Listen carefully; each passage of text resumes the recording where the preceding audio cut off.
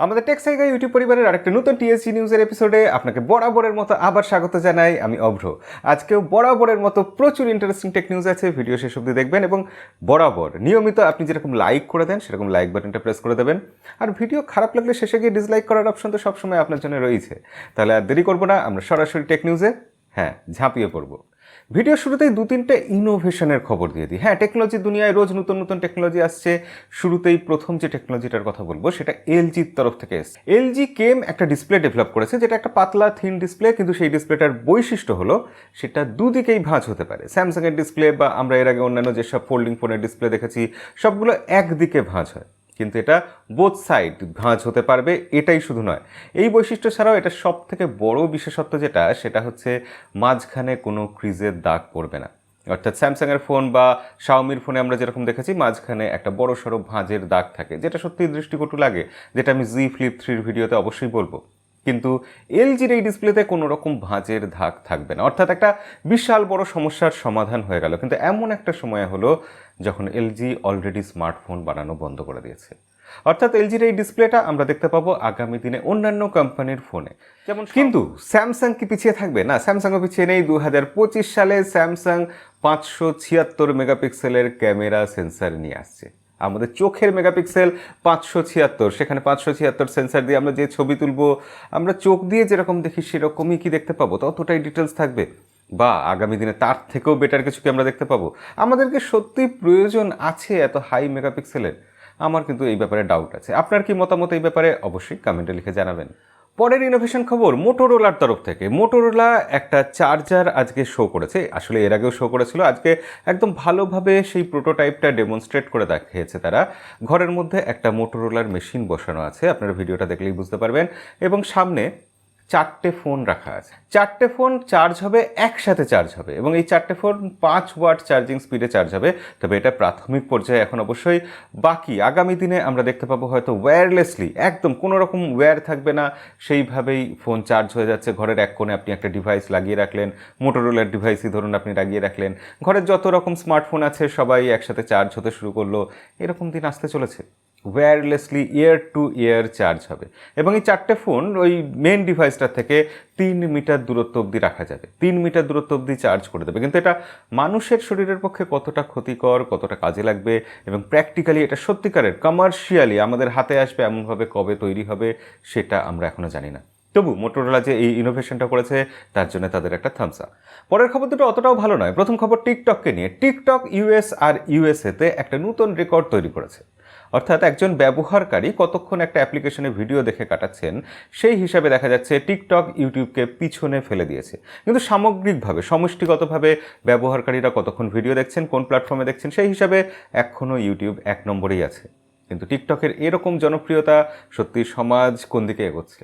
পরের খবরটা রিয়েলমিকে নিয়ে। রিয়েলমি প্যাড আসছে, আগামীকালে লঞ্চ হবে। রিয়েলমি ট্যাবলেট, সেই ট্যাবলেটের ডিসপ্লে শোনা যাচ্ছে খুব ভালো হবে, ইত্যাদি ইত্যাদি অনেক কিছু।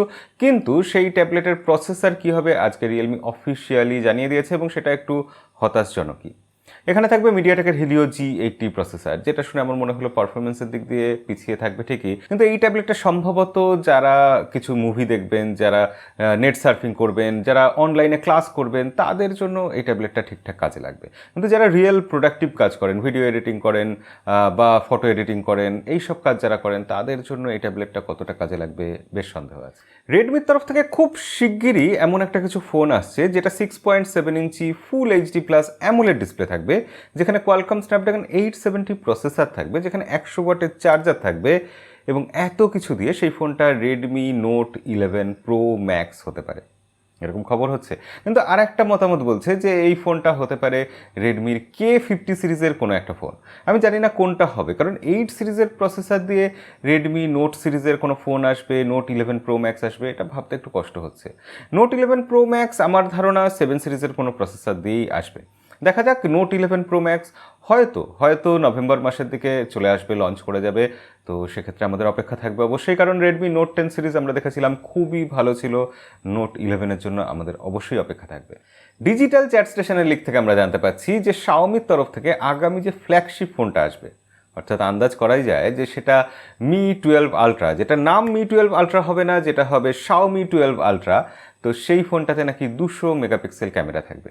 আমরা গতবার দেখলাম Mi 11 আলট্রাতে 108 মেগাপিক্সেল ক্যামেরা, এবার Xiaomi 12 আলট্রাতে আমরা 200 মেগাপিক্সেল ক্যামেরা দেখতেই পারি এবং এখানে 50 মেগাপিক্সেলের সেকেন্ডারি যে ক্যামেরাটা থাকবে সেটা থাকবে। এছাড়া বাদবাকি কী থাকবে এখনও জানা যায়নি, আগামী দিনে ক্রমশ জানা যাবে। আপনাদের সব কিছু সবার আগে অবশ্যই জানিয়ে দেবো। পরের খবরটা স্যামসাং ফ্যানদের জন্য দারুণ খবর। স্যামসাং ইন্ডিয়া ফ্লিপকার্টের সাথে কোলাবোরেশনে স্যামসাং হোম নামে একটা প্রোগ্রাম নিয়ে এসেছে, যেখানে আপনি যদি 28শে জুলাই 2021-এর পর স্যামসাংয়ের কোনো কনজিউমার ইলেকট্রনিক্সের প্রোডাক্ট কিনে থাকেন, তাহলে আপনি আগামী দিনে পারচেস করার সময় প্রচুর অফার, প্রচুর ডিসকাউন্ট পাবেন। বিশেষ করে এটা রেফ্রিজারেটর, এয়ার কন্ডিশনার, মাইক্রোওয়েভ এইসবের ক্ষেত্রে এই অফারটা প্রযোজ্য।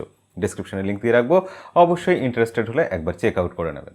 Xiaomiর তরফ থেকে Redmi 10 Prime বা Redmi 10 এই ফোনটার ব্যাপারে আপনারা খুবই আগ্রহী, কারণ ফোনটা যথেষ্ট ভালো ফোন বলে এখন অবধি তো মনে হচ্ছে। ফোনটা এখনও আমার হাতে আসেনি, খুব শিগগিরই এসে যাবে, তারপর রিভিউ করে সব কিছু বিস্তারিত আপনাদের জানাবো। তবে আজকের খবর এটাই যে Xiaomiর এই Redmi 10 Prime এই ফোনটাকে কম্পিট করার জন্য ইনফিনিক্সের তরফ থেকে ইন্ডিয়ার মার্কেটে লঞ্চ করা হচ্ছে ইনফিনিক্স 11S, হট 11S। তো এখানে স্পেসিফিকেশনস কিন্তু মোটামুটি একই থাকছে, দাম তুলনামূলক কম হবে ইনফিনিক্সের তরফ থেকে। সেক্ষেত্রে Xiaomiর ফোনকে ইনফিনিক্স কিন্তু ভালোই কম্পিটিশন দিতে পারে। এখানে প্রসেসরও থাকছে মিডিয়াটেকের হিলিও G88 প্রসেসর। একই প্রসেসর, একই রকম ফোন হবে, 50 মেগাপিক্সেলের ক্যামেরা থাকবে। 17 তারিখ এই মাসে ইনফিনিক্স এই ফোনটা লঞ্চ করবে, সেটারও আনবক্সিং রিভিউ আমাদের চ্যানেলে অবশ্যই আসবে। দুটোর কি কম্প্যারিজন লাগবে সেটাও কমেন্টে লিখে জানাবেন। আজকে শেষ খবর iQooকে নিয়ে। iQoo 8 Pro এই ফোনটা গুগল প্লে কনসোলে লিস্টেড হয়ে গেছে। হয়তো আগামী মাসে খুব শিগগিরই এই ফোনটা ইন্ডিয়াতে বা গ্লোবালি বিভিন্ন দেশে লঞ্চ হতে পারে। বাংলাদেশে কখন আসবে, কবে আসবে এখনও কোনো খবর নেই। তো iQoo 8 Pro দেখা যাক। ফোনটার ডিসপ্লে শুনেছি খুবই ভালো, ফোনটা বাকি সব কিছু ফ্ল্যাগশিপ গ্রেডেড হবে, আশা করা যায় ফোনটা ভালোই হবে। টেস্ট করে আপনাদের অবশ্যই জানাবো। তো আজকের ভিডিও এই অবধি। ভিডিও কেমন লাগলো অবশ্যই মনে করিয়ে দিচ্ছি, লাইক করে জানাতে ভুলবেন না। দেখা হবে পরের ভিডিওতে। আজকের মতো বিদায়।